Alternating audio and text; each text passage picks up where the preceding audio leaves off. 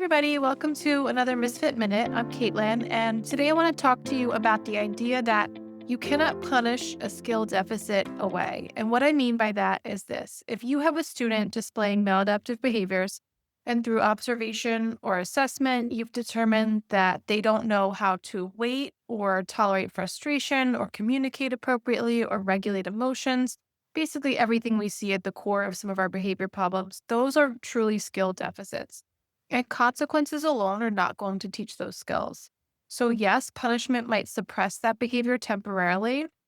You have a child running toward the parking lot, an unfamiliar adult yells, no, and the child stops in that moment. But if we rely on only that consequence, chances are that behavior is going to come back sooner rather than later because we never actually taught a replacement skill. We didn't teach what to do instead. We just taught them to stop running in this isolated environment. So teaching the skill means we are breaking it down into manageable steps. We're modeling it, we're practicing it when the student's calm, we're prompting, and we're reinforcing effort and progress and not just perfection.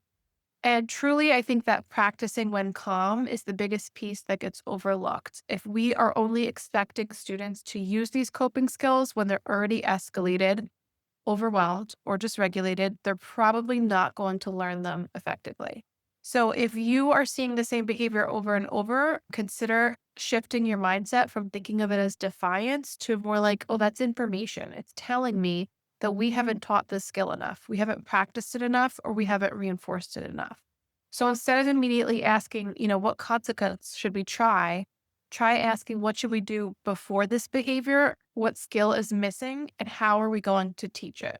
Because we know that long-lasting behavior change does not come from punishment alone. So if you like this episode, drop a comment in our Facebook chat or let us know what topics you want to hear about next. Thanks.